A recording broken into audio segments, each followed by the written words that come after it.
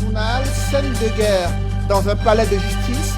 Des tirs de gaz lacrymogène ont rythmé une intervention musclée des forces de l'ordre dans un palais, dans une salle d'audience surchauffée en raison d'une vive contestation des avocats contre une procédure judiciaire visant la mise en détention de leurs confrères. À suivre dans ce journal le film d'une folle journée vécue dans le palais de justice à Bonanjo, en plein cœur du quartier administratif de Douala. Et en Côte d'Ivoire, le climat sociopolitique est-il en train de se décrisper après l'annonce d'une probable rencontre entre le président Alassane Dramane Ouattara, réélu à la tête de la Côte d'Ivoire, et l'ancien chef d'État, chef de file de l'opposition, Henri Konan Bédié. Le blocus a été levé devant sa résidence. Pendant ce temps, les autres opposants continuent de faire l'objet d'arrestations. On en parle dans la page internationale du 20h.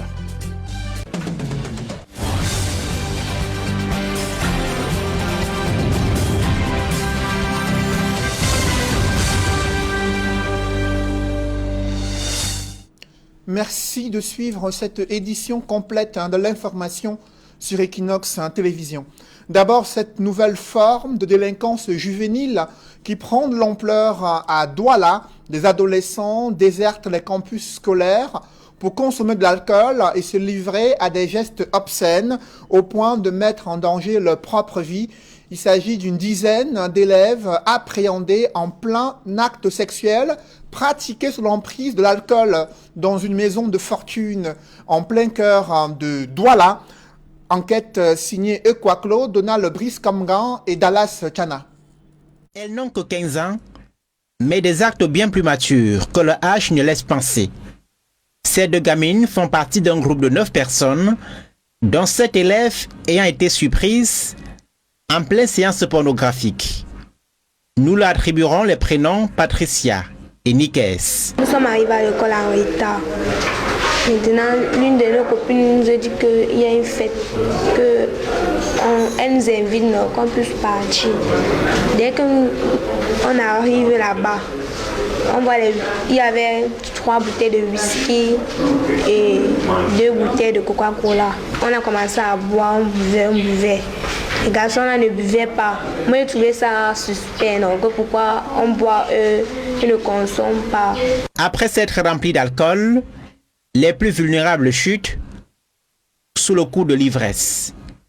Parmi eux, l'une des plus petites, Nikes. C'est là où moi je suis aussi tombée. Celle-ci s'est couchée sur moi, a commencé à crier que sauvez-nous, sauvez-nous. C'est là où elle a attiré l'attention des maires du marché avant qu'ils sont entrés. Bien après, on est venu, la gendarmerie est venue nous porter. Voici où tout a commencé. Dans une chambre de cette concession, au quartier Makepe Misoke. Et c'est la brigade territoriale de Bépanda qui est intervenue pour mettre aux arrêts les mises en cause. Les voisins qui sont au marché de l'autre côté ont suivi les cris des enfants. Quand ils ont suivi les cris des enfants, ils ont dit que non, ces cris-ci semblent être suspects. C'est là où les mamans là se sont mises à courir. Ils sont venus se placer là à l'entrée. Il y a le premier jeune homme qui vient, il prend le virage là-bas. L'autre sortait. Quand il se place ici, il regarde, il constate que là, il y a un jeune homme qui est placé là. Quand le jeune homme avait dit il y a quoi, il fuit, il rentre. Quand il fuit, il rentre, il bloque la porte. Le jeune homme vient se placer là, il entend encore les murmures de beaucoup des enfants dedans. C'est où est-ce qu'il frappe la porte se casse. Quand il ouvre, il voit les enfants sont couchés. Mais n'empêche, aucun des 9, dont certains sont gardés à l'unité de gendarmerie, ne semble se souvenir d'actes répréhensibles. À l'hôpital protestant Achar, où sont suivies 2 des 5 filles impliquées dans la scène intime, le docteur Daniel Ngué nous apporte quelques précisions sur l'état des 2 gamines à leur arrivée. Elle avait des blessures au niveau du vagin, donc qui prouve qu'elle était abusée probablement sexuellement. Probablement sexuellement parce qu'on ne peut pas lier ce qu'elle avait, donc c'est probablement sexuellement. Et la deuxième fille qui était plus agitée aussi a eu des petites blessures aussi dans le vagin. Oui, dans le vagin. Donc, qui pousse à croire qu'elle aussi a eu des rapports sexuels. Toutes les 5 filles sont du collège privé Maturité à Bépanda. L'établissement a tenu un rassemblement spécial ce mercredi afin de sensibiliser et mettre en garde les apprenants sur de telles dérives. Le conseil de discipline aura donc justement à trancher sur cette question-là, la consommation d'alcool, que ce soit en milieu, en interne, c'est-à-dire dans le campus ou même à l'extérieur, en tenue de classe, présage très mal pour l'image de l'établissement. Et donc du coup l'établissement ne restera pas sans rien faire. Les enfants seront traduits au conseil de discipline et les décisions seront prises à ce niveau-là. Les parents ont assisté désemparés à de telles scènes. 2 des 9 jeunes concernés sont des non scolarisés. C'est l'histoire d'une femme séquestrée dans un hôpital public après avoir mis au monde des bébés siamois séquestrés pour facture impayée, facture élevée à près de 194 000 francs CFA. Face aux supplications de la famille, l'hôpital n'a pas cédé. Les bébés décédés ont été retenus dans cette formation hospitalière avant d'être inhumés en l'absence de leur génitrice. La famille est désemparée et dénonce l'attitude de l'administration hospitalière à Yaoundé. D'autres précisions avec Rodrigue Gassi et Marcelin Gransop. C'est une famille désemparée et dépassée par les événements que nous retrouvons à l'entrée principale de l'hôpital gynéco-obstétrique et pédiatrique de Yaoundé, 12 jours après la mise au monde de bébés siamois de sexe féminin. Le 28 au soir, elle a commencé les contractions. Nous sommes arrivés ici, il était presque 21h. Elle a été admise en salle et là on l'a opérée. Les bébés sont nés siamois, comme vous le voyez d'ailleurs. On nous a fait comprendre que comme elles sont nées siamoises, on ne peut pas nous renvoyer à la maison. Il faudrait absolument qu'on les laisse ici. Nous sommes, je pense, le 12e jour. Le 12e jour était hier. Elles ont rendu l'âme.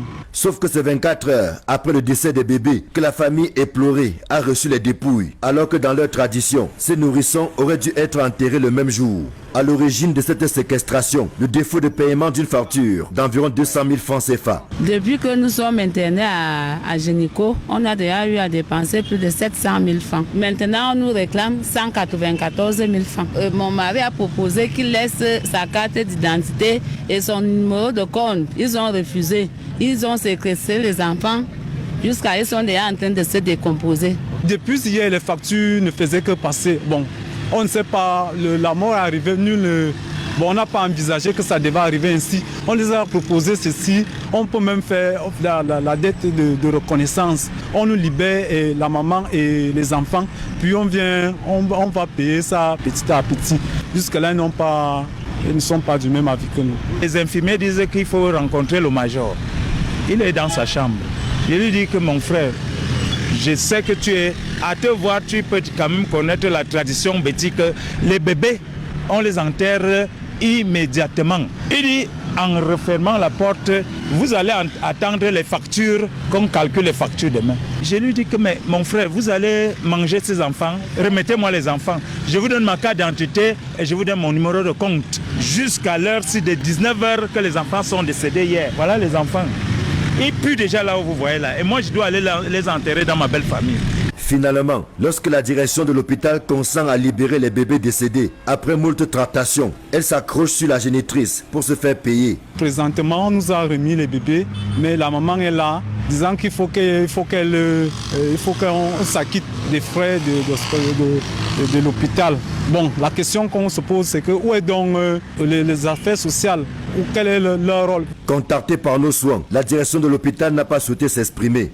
Pendant ce temps, la mère des siamoises décédées continue d'être séquestrée à l'hôpital gynéco-obstétrique, alors que le service social de cette formation sanitaire était censé se saisir de ce dossier. On nous a fait comprendre qu'on avait à saisir les affaires sociales. Nous sommes allés là-bas aux affaires sociales. Tantôt, il faut attendre le DG. Tantôt, c'était du genre, non, on part là-bas, non, cela ne relève pas de mes compétences. On s'en va là-bas, ça ne relève pas de mes compétences. Bon, bref. Ce sont eux qui ont prescrit les examens et ils n'ont pas le scanner, ils n'ont pas les co-cœurs. Les deux enfants s'y vivent avec un seul cœur. Donc c'est le cœur de l'autre qui alimentait l'autre. Il suffisait seulement qu'un décède et que l'autre meure aussi parce qu'ils utilisaient un seul cœur. Les siamoises, qui n'ont vécu que pendant 12 jours, reposent en Colméan, non loin de Nkwaban, dans l'arrondissement de Kolafamba. Retenue à l'hôpital pour 194 000, Nadège Valérine Dengue, leur génitrice, n'a pas pu vivre ces derniers instants. Rappelons que ce n'est pas la première fois que des patients sont séquestrés dans certaines formations hospitalières de la capitale pour défaut de paiement des factures d'hospitalisation. Je vous le disais en titre, des tirs de gaz lacrymogène ont rythmé une intervention musclée des forces de l'ordre dans une salle d'audience surchauffée en raison d'une vive contestation des avocats contre une procédure judiciaire visant la mise en détention de leurs confrères. La scène se déroule dans un palais de justice à Bonanjo, quartier administratif de Douala. Le récit des faits avec Jean-Paul Chouniat.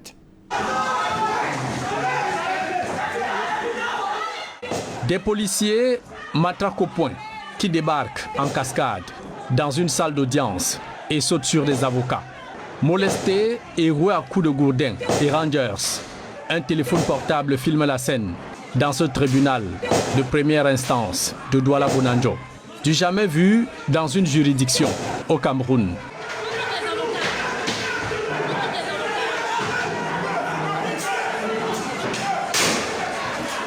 En plus de la bastonnade, ces avocats en colère sont gazés à coups de lacrymogène. Un épais nuage de fumée fait couler des larmes, des yeux qui picotent, tels dans une cuisine alimentée au mauvais bois de chauffage. La charge répressive est bien lourde, c'est le sauve-qui-peut, dans tous les sens. Et en dépit des coups et blessures, cet avocat vide son sac de colère sur des magistrats, accusés d'être auteurs de ce spectacle déshonorant dans un palais de justice. C'est archi inadmissible. Ça a commencé en 2016 en zone anglophone. Vous avez ordonné aux policiers de piétiner les avocats et de marcher sur leur robe.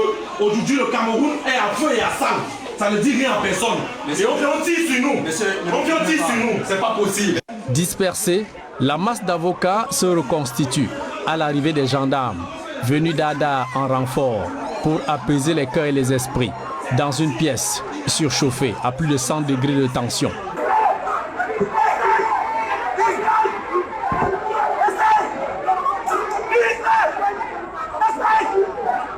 De sources bien introduites, le désaccord entre ces magistrats du tribunal de première instance de Douala Bonanjo et les avocats part de la mise sous mandat de dépôt de deux de leurs confrères à la prison centrale de Newbel.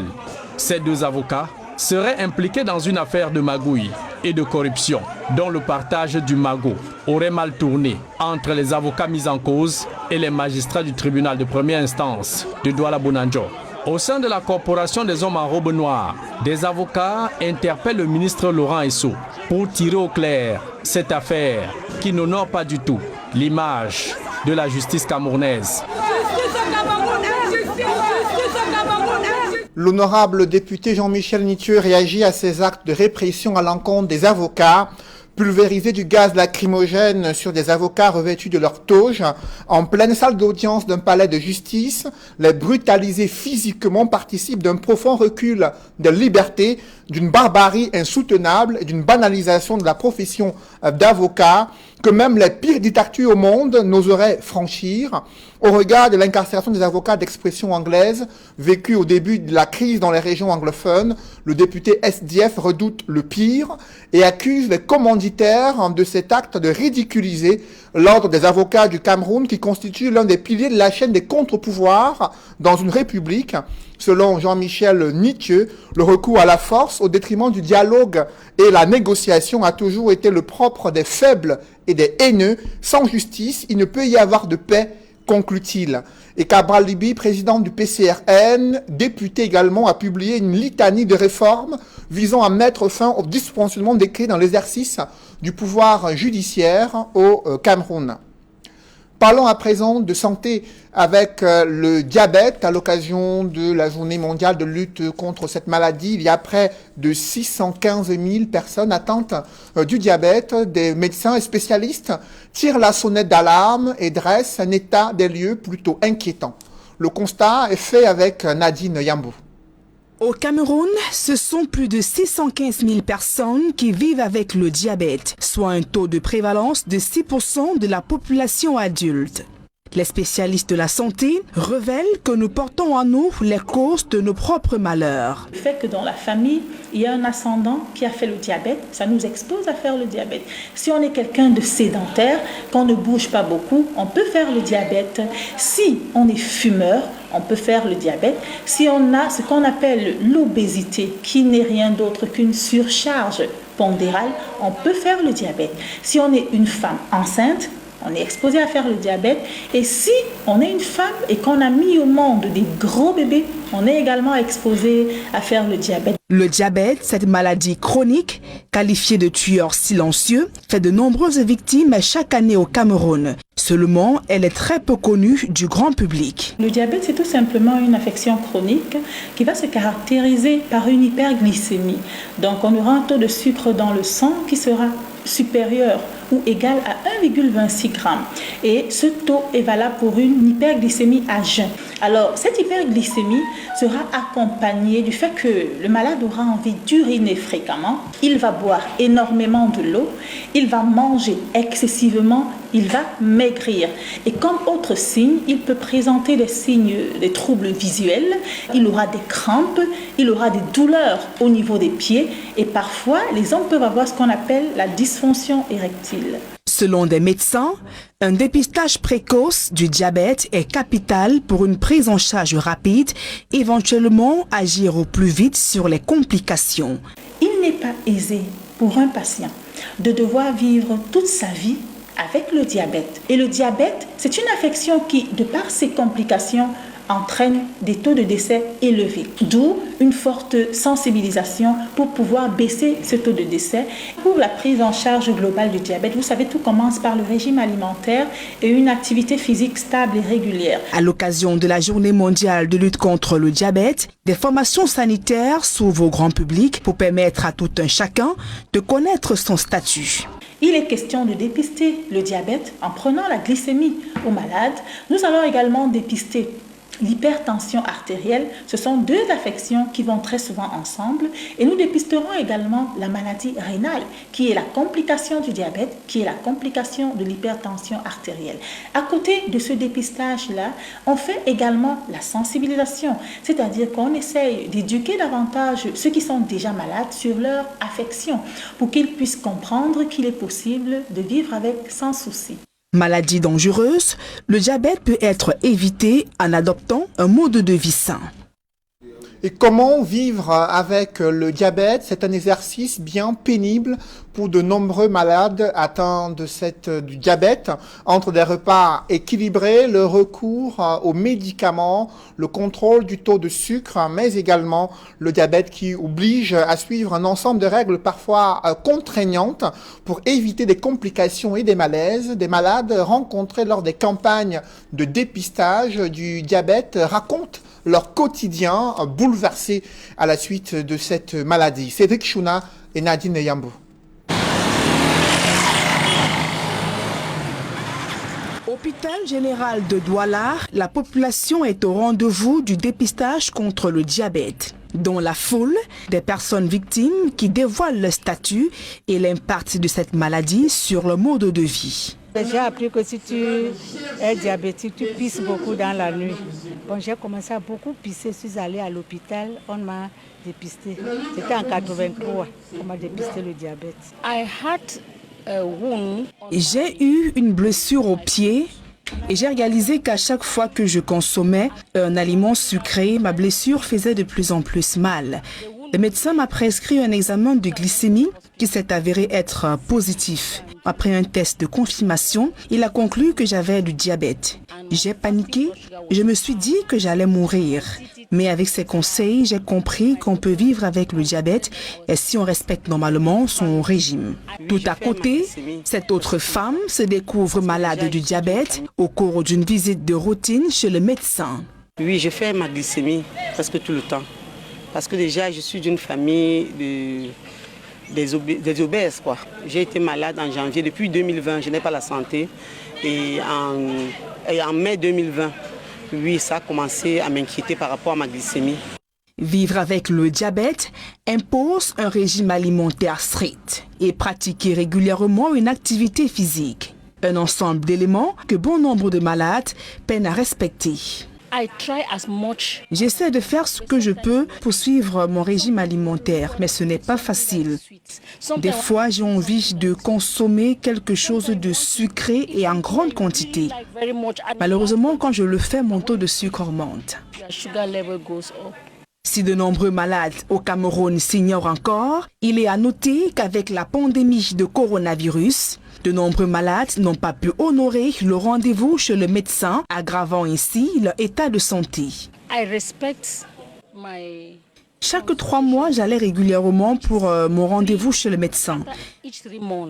Mais avec la pandémie de coronavirus, je suis restée 9 mois à la maison sans venir à l'hôpital pour le contrôle. Et j'ai eu quelques soucis de santé et mon taux de glycémie avait augmenté. La campagne organisée ici à l'hôpital général de Douala, comme dans bien d'autres formations sanitaires, permet de savoir si on est susceptible de faire la maladie.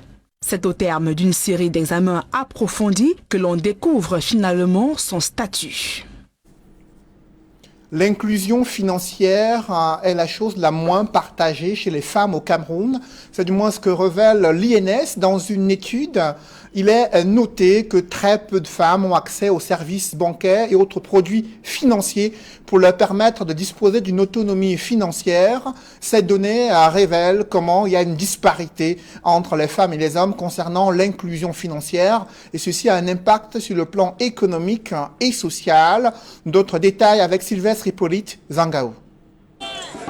Faire de l'inclusion financière un levier important de la lutte contre la pauvreté. Le Cameroun a pris cet engagement en adoptant en 2015 la stratégie nationale de la finance incluse. Il est question de donner la possibilité aux individus et aux entreprises d'accéder à moindre coût à toute une gamme de produits et de services financiers utiles et adaptés à leurs besoins.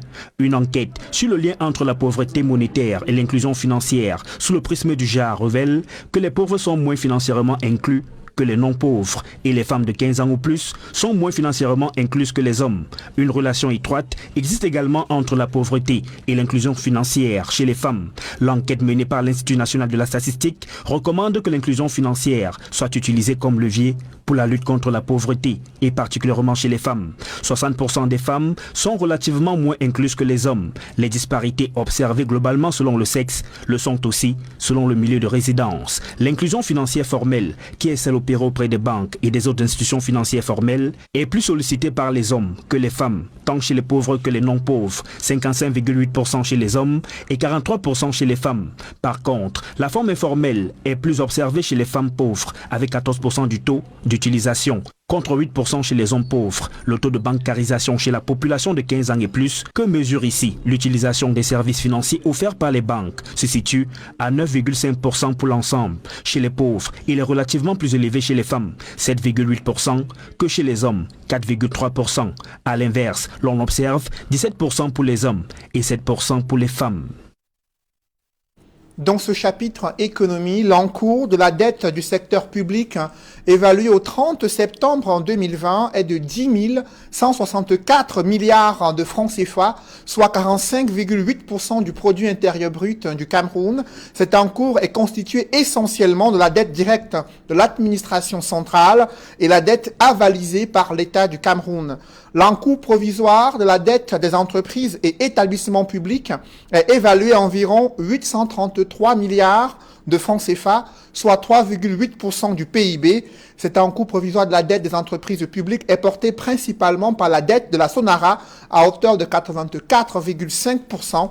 Selon la Caisse autonome d'amortissement, le cumul de services de la dette déjà réglé en 2020 est d'environ 381,5 milliards de francs CFA. Ces différentes données sont publiées dans la conjoncture mensuelle de la dette publique, document disponible sur le site de la Caisse autonome d'amortissement. Parlons à présent de l'insécurité dans la ville de Bafoussam, capitale régionale de l'Ouest. La police a mis la main sur un gang de malfrats qui sémait la terreur dans cette ville. D'autres détails avec Leclerc Tsakem. Ces 3 mousquetaires opèrent dans la région de l'ouest du Cameroun. Tous repris de justice viennent le tomber dans les filets de la police. Kémonier lui, alias Lolo, le chef de gang Songan Janou, alias Armatan et Ndassi Christos. À leur artiste, plusieurs braquages et assassinats, dont le jeune conducteur de moto Tala Marco, assassiné dans sa chambre il y a un peu plus de 2 semaines au quartier Véché dans la ville de Bafoussa. Nous avons une série de braquages dans la ville depuis un certain temps. Une série de plaintes également. Suite à une information, mes collaborateurs de la brigade anti-gang ont déployé leur réseau. C'est suite à ces déploiements que nous avons pu interpeller un premier individu dont l'exploitation nous a permis de prendre des autres individus qui sont tous très dangereux. Nous avons pris jusque-là 3 armes. Nous sommes en train de chercher une 4e arme qui est encore dans la nature. L'exploitation du sieur Kémonier, lui, va permettre de mettre la main sur ces alcooliques, dont le chef de gang, basé à Fumot, ainsi que la récupération de plusieurs objets. Les populations sont invitées à plus de collaboration en dénonçant toute présence suspecte. Nous avons toujours encouragé une synergie entre les populations et les forces de maintien de l'ordre. C'est cette symbiose-là qui va permettre que nous mettions à bout les malfrats qui sont dans notre ville depuis un certain temps déjà. C'est le lieu ici de louer même cette collaboration-là qui nous a permis jusque-là d'atteindre le résultat que vous voyez là. Nous encourageons les populations à continuer à faire confiance aux forces de maintien de l'ordre en général et à la police en particulier pour que nous nous mettions définitivement hors d'état de nuit ces malfrats qui ont décidé d'élire domicile dans notre cité capitale. Après la reconstitution des faits dans la ville de Bafoussa, ces hors-la-loi ont été déférés au parquet pour répondre leurs actes.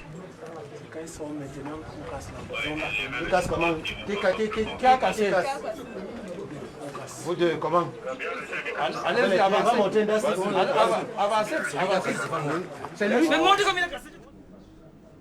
En bref, à présent, dans l'escale internationale, ces images de la rencontre entre Alassane Dramane Ouattara et Henri Konan Bédié, rencontre qui a eu lieu en fin d'après-midi à l'hôtel Golf situé en plein cœur de Cocody, quartier résidentiel à Abidjan.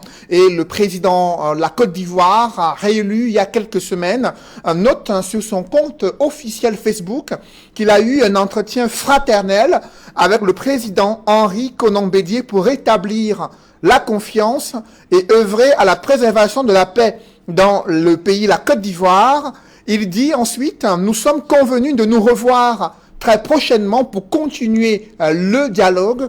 C'est ainsi exprimé Alassane Ouattara sur son compte Facebook officiel. Henri Konan Bédié n'a pas encore réagi à la suite de cette rencontre qui a eu lieu entre l'ancien président ivoirien, chef de file de l'opposition, et le président réélu Alassane Dramane Ouattara.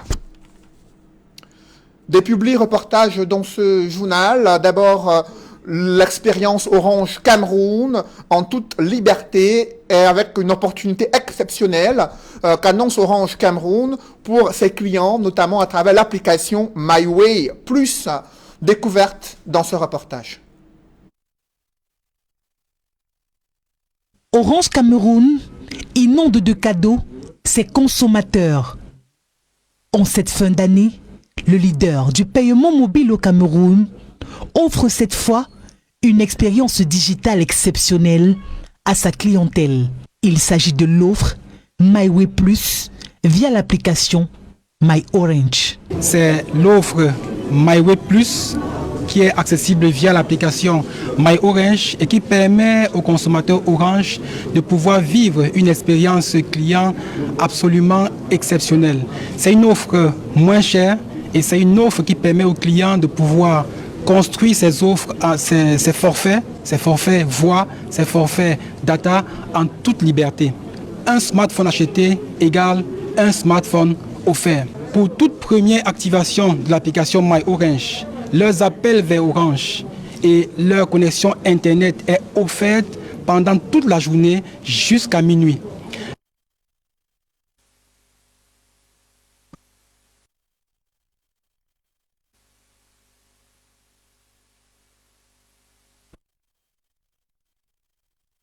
Nous avons compris la grande soif de digital de nos clients qui a été accentuée par la pandémie actuelle et nous y avons apporté une réponse innovante et nous avons décidé de permettre à nos clients de pouvoir bénéficier de leurs différentes offres et services de façon entièrement digitale et de façon entièrement libre.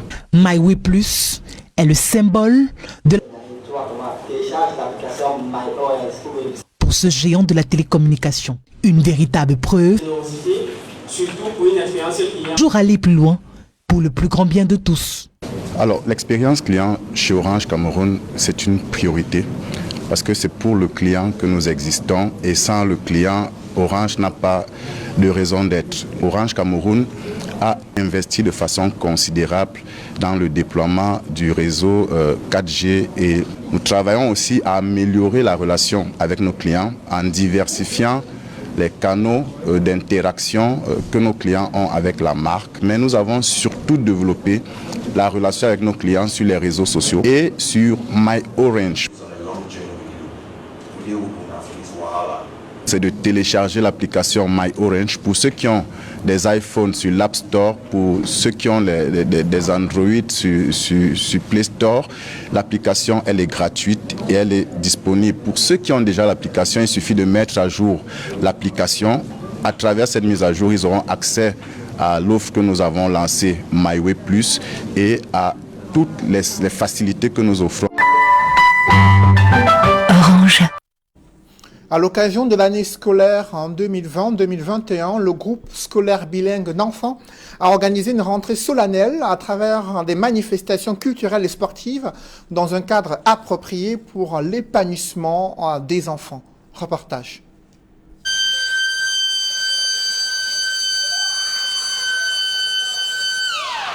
Ce son marque le début d'une rentrée effective à l'Institut polyvalent Nonfa de Douala depuis le 5 octobre 2020. Démarre effectivement à 7h30. La nouvelle donne, tant prônée par la Socinène, a aussi vu le jour. Ce n'est pas disciplinaire, donc, par rapport à la nouvelle donne, les retards des enfants. Lorsque l'enfant a un retard, le parent est informé à l'immédiat par un message et au deuxième retard, le parent est convoqué. La nouvelle donne sur le plan scolaire est marquée par la dispensation des cours avec vidéoprojecteur et des cours en entreprise. De la croissance de l'entreprise, de son développement, puis des éléments qui en font ce qu'elle est aujourd'hui. Sur le plan sanitaire, les mesures de lutte contre la Covid-19 sont respectées. Dans la même lancée, des accords de partenariat ont été signés avec des cliniques pour des soins aux élèves. La nouvelle donne, c'est aussi le sport. La pratique de plusieurs disciplines sportives à l'Institut polyvalent Nonfa est désormais une réalité. Et pour ce lancement, des matchs de gala ont été organisés ce vendredi. Un match de volley, 2 matchs de handball, hand masculin et hand féminin.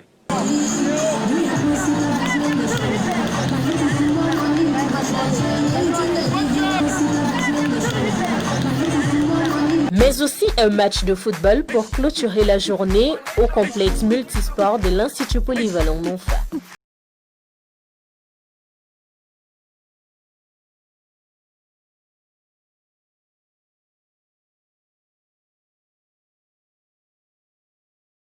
Un taux de réussite de 100% aux examens officiels. Nous avons un objectif à atteindre. Et notre objectif, d'abord dans les classes d'examen, oui, c'est le succès. Le succès de tous les élèves, des classes d'examen en fin d'année. Ensuite, pour les classes intermédiaires, oui, le travail et le travail encore pour leur passage en classe supérieure. Voilà ce que nous faisons à l'Institut polyvalent Nonfa. Ça ne se fait nulle part ailleurs. Oui, la discipline d'abord, la discipline toujours, la discipline enfin. Parce que sans discipline, il n'y a pas de réel succès. Et discipline, discipline, discipline. Discipline, discipline, discipline. Discipline, discipline, discipline. Succès, succès, succès.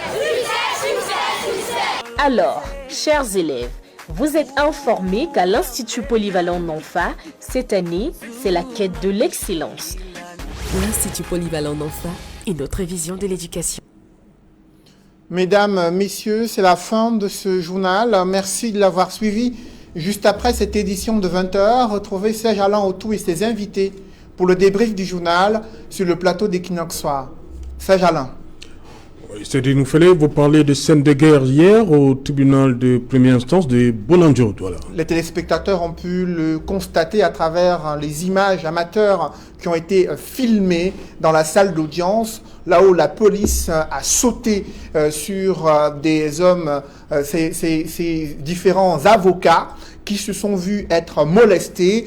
D'aucuns ont été grièvement blessés. Ils ont déploré l'intervention musclée des forces de l'ordre pour les disperser au moment où ils se mobilisaient pour contester la décision visant à mettre en détention provisoire le confrère soupçonné d'être impliqué dans une affaire de corruption et d'outrage à magistrat.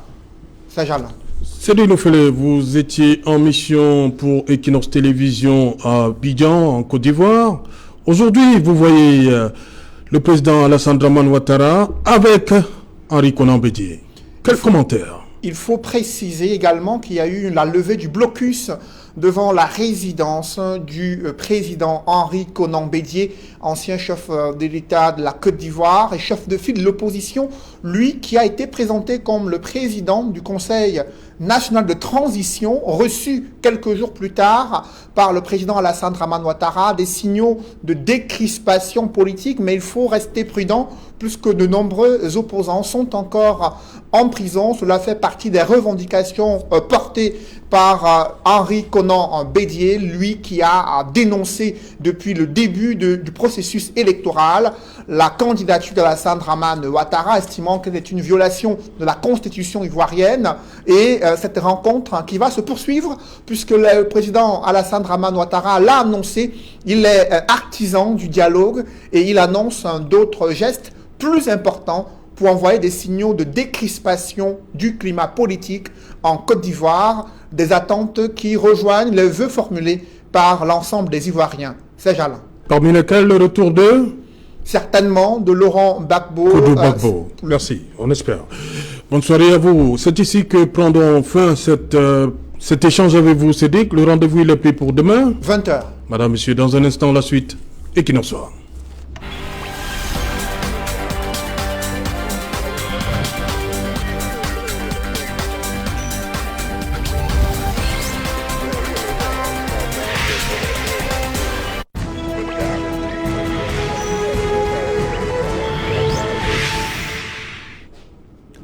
Retour sur le plateau Equinox Soir, deuxième partie, c'est la partie consacrée au débrief du journal. Madame, monsieur, toujours en compagnie de Maître Augustin Gueffak, Maître Georges Tegem, Barista Tamfouri Chan et Maître Achille Lejo. Maître Achille Lejo, il y a un téléspectateur qui veut comprendre que est-ce que les avocats ont le droit de s'opposer à une décision en pleine salle d'audience? Je pense que j'ai eu à le dire, nul n'est au-dessus de la loi. Même pas les magistrats, encore moins les avocats. Tout ce que l'avocat veut, c'est que la loi soit respectée, c'est tout. Pourquoi elles ont donc resté hier en pleine salle? Est-ce que si les avocats étaient partis après que l'affaire ait été mise en délibéré pour le 25 novembre, on aurait fait appel aux forces de maintien de l'ordre? Je vais vous dire, Serge Alain, c'est la goutte d'eau qui fait déborder le vase. Rien, je dis encore rien,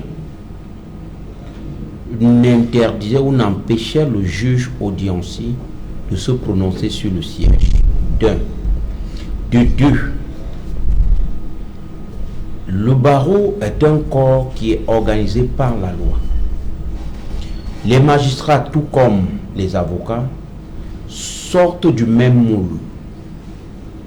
Et nous pensons que cette façon de traiter les avocats, c'était à dessein.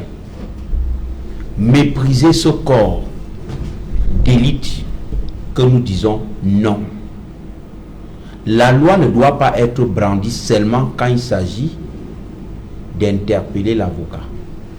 La loi doit être brandie et respectée lorsque le magistrat, dans le confort de son cabinet, face à la loi et sa conscience doit aussi respecter ce que dit la loi. Je vous ai dit tout à l'heure que quand vous lisez le 218 de notre code de procédure pénale, un très bel enfant, vous vous rendez compte que pour tout délit, la liberté c'est le principe. Alors, le parquetier ayant failli, d'office même, le juge du siège, le magistrat du siège, devrait recadrer, devrait faire ce recadrage en mettant en liberté ses confrères. Le code de procédure pénale est clair. La détention est l'exception. Le principe, c'est la liberté. Surtout lorsqu'on est en matière de délit. Il faut que ce soit clair. Il ne s'agit pas de l'avocat. L'avocat se bat pour avoir les outils devant lui permettre de mieux défendre le citoyen demain. Si l'avocat lui-même ne peut pas faire respecter la loi pour son propre cas, pensez-vous à bon ton qu'il pourra le faire lorsqu'il sera constitué dans une cause? Voilà toute la question. Nous pensons tout simplement que les magistrats doivent sincèrement comprendre que ça ne sert à rien de jeter le discrédit sur un corps d'élite comme le barreau. Nous sommes tous issus de la même formation. Nous sommes nés des enfants nous sommes nés de la même maman. Je ne demande pas de faire des faveurs. L'avocat n'est pas l'exception dans la société, non. Respectons juste ce que le législateur pénal a prévu et vous verrez que tout ira mieux. Pourquoi les avocats, et je reprends cette interrogation, pourquoi les avocats n'ont pas maille à partir avec les autres corps d'élite moulés dans le même fourgon, à savoir les huissiers, les notaires et autres? Pourquoi la fronde doit toujours s'observer avec les magistrats? Sincèrement, que la sérénité revienne dans la maison, surtout que les actions fortes soient prises par nos instances ordinaires. Voilà, Barista, on parle de près de 300 garants hier au TPI Bounandjo. Le juge a déjà décidé de mettre l'affaire délibérée pour le 25 novembre. Mais vous décidez de rester en salle. L'objectif, c'était quoi? Well, the decision to stay in court, that is not how it should be perceived. Oui. The other colleague told you that the judge, after putting the matter for the 25th of November, came back, meaning that he was coming to maybe retake another position. But as he came back, he got annoyed and he left. So meaning that we were still waiting on the judge to react. And when you look at what happened or what transpired critically, you see that the only sole objective was to ridiculize, to make ridicule the lawyer. It has reached a point that when you go to the police, they want to ridicule the lawyer. They want to make the lawyer feel that they are the one in command. They arrest you and they decide. You, the lawyer, you have nothing to say. So that is exactly the problem. You are being ridiculed. You are being ridiculed at the level of the police. You are being ridiculed at the level of the court, and that was the image that the presiding judge was sending. That you people are lawyers. You claim to defend human rights or rights of citizens, but I am the one who decides. That is exactly. And when you see the proportion of force that was used, is just to tell you that we are in a state of terrorism. That is what we call state terrorism. In a state of law, lawyers are respected. But what we are living is a disrespect of the lawyer, as if we are in a lawless state. What is the essence of ridicularizing lawyers? What do we want to prove? That, okay, if lawyers are not actors of the society, then it's better they stroke out the professions of lawyers. Let them stroke it out, and then we'll now know that, okay, when litigants have issues, they go directly and discuss with the magistrate. They exchange what they have to exchange. When you are arrested, you go to the police. I think it was a whole organized setup to humiliate the lawyer. That is why I give a summary from what happened. It is not like the lawyers opposed. Lawyers respect the law. And even if they had to, they were in contempt of the decision of the judge. It didn't cost anything for the law enforcement officers to stay maybe outside and observe whether the lawyers will stay there in court forever. They would have been there maybe for a while, and then they get tired, and then they will now come and they take the accused. Their reaction was to impose state terrorism, to tell you that we can arrest you, we can send you to jail. Lawyers mean nothing to the society. That was the message. Peut-être qu'il y avait trouble à l'ordre public. Lawyers were unarmed. Oui. We only had our wigs gown. Why then firing tear gases? Why shooting at lawyers? People who have no other, were not armed. So I think it was a humiliation to humiliate lawyers in the Cameroon bar. In other countries, we see how lawyers are respected.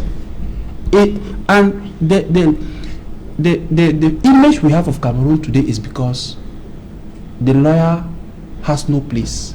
People perceive that in Cameroon there is no justice, because with what transpired in court, what type of justice can come out from that case? Nothing. So the state continued to impose its terror on the citizens and on the lawyers, even in their courts. Voilà. Maître Georges Tegem, vous pensez que l'avocat a été humilié hier à Boulanger? Je vous avoue que je ne suis pas loin de le penser. Mais j'insiste toujours, et peut-être qu'il faut que je fasse bien la précision. Je ne voudrais pas commenter la procédure pendante en elle-même, parce que je ne veux pas rentrer dans une procédure. Attention, la violence. Voilà. Il faut que. Comment si l'avocat a été humilié hier à Boulanger? Je trouve que l'institution, le barreau, a été suffisamment humilié. Oui. Mais je le dis encore une fois que je ne serai pas aussi péremptoire que les autres. Lorsque l'on va jusqu'à rechercher la responsabilité au niveau de l'État, je ne pense pas. Moi, je pense que c'est un problème de formation des personnes qui sont chargées du maintien de l'ordre. Parce qu'un avocat est en... Ils n'ont pas agi sur ordre, Maître Tegem? Je suis presque certain que donner l'ordre de brutaliser les avocats, ça m'étonnerait. Je pense que non, pour des raisons de sécurité... Disperser, je crois, non? C'est le terme. Pour des raisons de sécurité, ces officiers de police étaient là. Mais je ne pense pas qu'un avocat dans une salle d'audience représente un danger. Même à la fin de l'audience, un avocat peut être dépité. Un avocat peut... D'ailleurs, les règles même prévoient qu'à l'issue d'un procès, on ne s'adresse pas à l'avocat n'importe comment. Donc, un avocat peut être dépité, étonné, il reste debout. Oui. Donc, on peut comprendre qu'hier, c'était peut-être l'attitude que les avocats ont eue. Oui. C'est-à-dire que... Parce que, en principe, quand le juge a déjà levé l'audience, l'avocat n'a plus à rester là. S'il est resté, c'est peut-être parce que étonné, et pour le nombre d'avocats qui avaient ce jour en salle, étonnés, ils sont peut-être restés dans la salle. C'est pourquoi je dis, c'était pas l'effet d'audience, c'était l'effet d'après audience. Et je dis encore une fois que ces faits-là ne relèvent pas de la compétence de ceux qu'on veut beaucoup indexer. Parce que celui qui veille sur la sécurité des détenus, c'est le régisseur de la prison. C'est lui qui est chargé de transporter les détenus jusqu'à la salle d'audience et de les ramener à la prison. Bon, moi, ce que j'ai dit, c'est que je pense qu'il y a un problème de formation de la part de tous les acteurs, il y a un problème d'éducation, un problème de compréhension, et je pense que ceux qui étaient en charge de la sécurité à cette occasion ont peut-être mal apprécié.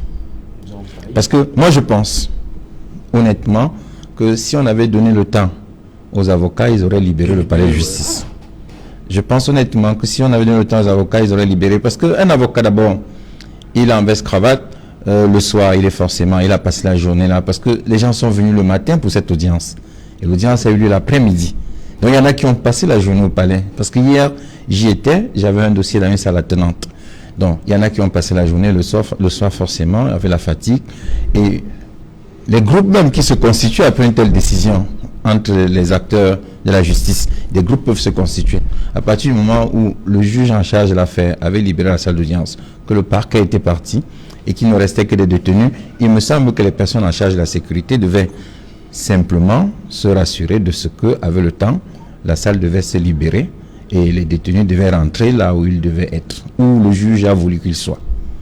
Donc moi je pense que dans cette affaire, je continue à le dire, oui, le barreau a été humilié parce que c'est pas normal que les avocats soient ainsi bastonnés. Et je rappelle encore que moi je sais pas si j'étais à la place du ministre au moment où je ne le suis pas, c'est sa place, chacun a sa place. Je me dis qu'il doit être très embêté. Et parce qu'il est avocat d'abord. Mais monsieur, chacun a son métier. Quand le président de la République a fait partie, monsieur Ngango du gouvernement, lui a dit tu es enseignant, il est rentré enseignant à l'université. Ils sont nombreux. Et Joseph Ouna, ils sont enseignants. C'est leur métier. Lorsque vous faites une carte de visite, vous n'écrivez pas métier ministre. Quand vous faites votre carte de visite, métier journaliste, professeur, avocat, médecin. C'est ça le métier. Donc le jour où vous n'êtes plus membre du gouvernement, le jour où vous n'êtes plus là, vous rentrez dans votre profession. Et je ne le souhaite pas. Il peut rester là-bas autant qu'il voudra, mais nous avons eu déjà un avocat qui était au gouvernement. Après le gouvernement, on était au palais de justice. C'était pas la guerre. Il était dans son métier. Les avocats méritent un minimum de respect. Ça, je dois le dire avec la dernière énergie. Et mais je dis encore une fois, ce respect, oui, les avocats le méritent, mais il faudrait que chacun d'entre nous joue sa partition dans le respect des règles, le respect des procédures. Voilà. Maître Augustin Gueffak, je reviens toujours sur cette correspondante de Maître Assira qui demande qu'est-ce qui peut bien se passer dans son pays pour qu'on en arrive à ce stade de banalisation de la violence. Oui, on banalise la violence. Pour reprendre et simplifier et résumer mon distingué confrère aîné, Maître Assira, pour qui nous avons beaucoup de respect, il a posé la première question, chercher à comprendre. Lorsque c'était les avocats anglophones, le garde des Sceaux, ministre de la Justice, avait dit que c'était des hors-la-loi. C'est le justificatif. Lorsque c'était la consoeur Ndoki, Maître Assira a dit, le ministre, pour se justifier, avait dit que c'était un parti politique. Aujourd'hui, les avocats étaient dans la salle d'audience. En face d'eux, le magistrat. Les gendarmes et les policiers sont entrés. Gaz lacrymogène, coup de feu, bagarre, ainsi de suite. Qu'est-ce que le garde des Sceaux dit? Quel est le justificatif qu'il peut donner? Parce que, la loi interdit les gendarmes d'accéder aux audiences civiles, aux audiences correctionnelles. C'est interdit. Il n'avait aucun élément pour se retrouver. Alors, qu'est-ce qui a autorisé le procureur de la République, parce que les gendarmes ne pouvaient pas, des chefs d'autorité, se retrouver là? Qu'est-ce qui a permis au procureur général, au procureur de la République, de demander aux forces de l'ordre de sauter sur les avocats dans la salle d'audience? Pourquoi le ministre de la Justice, pourquoi la justice a perdu tous ses pouvoirs pour les transférer entre les mains de la police, pour les transférer entre les mains de la gendarmerie? C'est ce que nous attendons. C'est pour nous disons, lorsque la violence est banalisée à ce niveau, il n'y a plus un état de droit, fut-il en construction. La République est à terre. Alors, lorsque les avocats, ou bien lorsque le barreau est ainsi humilié, ne perdez pas de vue, c'est la justice qui prend un coup. Si les avocats abandonnent, les magistrats ne feront pas l'affaire. Si nous accrochons la robe demain, c'est terminé. Ils vont faire la cour. Alors pourquoi est-ce qu'ils ont laissé faire? Ce que nous disons pour nous, c'est qu'est-ce qu'il faut comprendre? Il y a un malaise. Et puis si on veut revenir pour bien comprendre, hier, lorsque ce juge a mis la cause en délibéré pour le 15, pour le 25, pardon, nous qui avons plaidé, chacun est rentré. Hein. Presque la salle était, la cour était déjà vide. C'est les promotionnaires des concernés qui, normalement, dans l'émotion, étaient là pour les accompagner, tel que le confrère Tegem vient de le dire. Quelle qu'en soit l'heure, ils devaient finalement, moralement, désarmer et laisser qu'on les accompagne. Donc, naturellement, les gendarmes, les policiers devraient plutôt les encadrer. Ils devraient les encadrer. Or, ils sont venus avec l'ordre d'utiliser tous les moyens pour les humilier. Où nous disons scandale. Ça, c'est à condamner. 2. Nous avons compris que ce magistrat, ou bien la magistrature, hier, a exprimé un sentiment de mépris. Parce que, voyez-vous, le juge qui met la cause en délibéré, il lève l'audience. C'est son impérium, c'est son autorité. Personne ne lui conteste. Les avocats rentrent. Certains courageux restent. Mais la représentante du bâtonnier prend sur elle l'entre-gens d'aller négocier le rabattement du délibéré. C'est ce qu'elle a fait. Elle a obtenu le rabattement délibéré. Le juge revient en salle, fait revenir le procureur de la République. Ça veut dire qu'on reprend les débats. Ce qui est choquant, c'est que le juge vient imposer la conduite. Ça veut dire qu'il a déjà une décision. Parce que c'est ça qu'il faut retenir. Lorsque le juge revient, il vient imposer la conduite. Je viens vous dire que si je m'assois, c'est pour que vous plaidiez le dossier au fond. Sous-entendu, j'ai rejeté déjà votre demande de mise en liberté. C'est ce qu'il faut comprendre. Personne n'est dupe. Il n'était pas le plus intelligent de la salle. Il s'adressait à ceux qui comprennent. Moi, par exemple, j'étais déjà parti. C'est les confrères qui ont dit, c'est vous qui avez plaidé le dossier. Revenez. Parce que le juge est revenu à un bon sentiment. Il nous a compris. Il a demandé de rouvrir le débat. Peut-être il y a d'autres éléments d'appréciation que voir. Mais nous arrivons, on autant plutôt non. Si on ouvre les débats, c'est pour qu'on aille au fond. Alors, c'est lui qui a provoqué. Et quand il provoque, ça veut dire qu'il a reçu des ordres. Quand il reçoit des ordres, ça veut dire que ce qui s'est passé a été prémédité par l'administration judiciaire. Et c'est ce qui est intolérable à l'égard de l'avocat. Voilà, merci. Rapidement, on va sortir de l'émission, 30 secondes. Bon, merci. Qu'est-ce qu'on retient donc? On retient tout simplement que le barreau doit agir, le barreau se doit d'être une corporation forte pour la défense des droits et des libertés. Voilà. Maître Tegem, vous dites qu'on peut arrêter, le ministre peut arrêter avant le 25? Je continue toujours à dire que nous devons continuer à nous former les uns les autres, chacun dans son métier pour améliorer la qualité du travail rendu dans l'intérêt de notre pays. Moi, j'ai vu une prise d'otage de Neuilly. Oui. En 1993, j'ai vu comment la police française a géré un forcené qui avait pris des enfants. On l'a laissé se fatiguer et après le bataillon du RET est intervenu. Je pense qu'on aurait pu hier s'inspirer de ce modèle, laisser les avocats se fatiguer et rentrer chez eux. Voilà. The Cameroon bar is put before its responsibility to restore the dignity of the lawyer in Cameroon. I expect that a strong message from the Cameroon bar should be able to come out so that lawyers feel respected in Cameroon, because in a state of law, lawyers are respected. I expect the Cameroon bar to do everything possible within its powers so that the lawyer's dignity should be restored. Voilà. Merci. Merci, cher, je n'ai pas dit cher confrère. Merci aux avocats au barreau du Cameroun, Maître Tegem, barista Tamfou, Maître Lodjo, Maître Ngefa, toujours présent. Oui, ces gens-là, ce que je peux implorer ou bien peux supplier, c'est que nous avons perdu notre bâtonnier. Oui. Le barreau va à volo à l'image de la République. Nous pouvons utiliser ce cas pour nous réconcilier. Autour d'un deuil, on peut tous se ressouder. Merci. Voilà, madame, monsieur, nous sommes... Oui, allez-y, Montéga. Ok.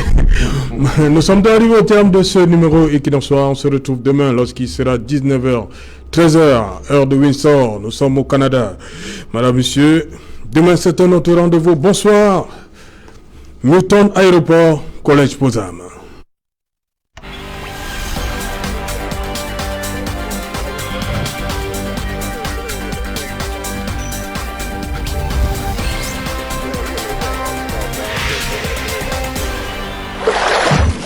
Le véritable savon de Marseille, la force hydratante, l'onctuosité de la mousse, la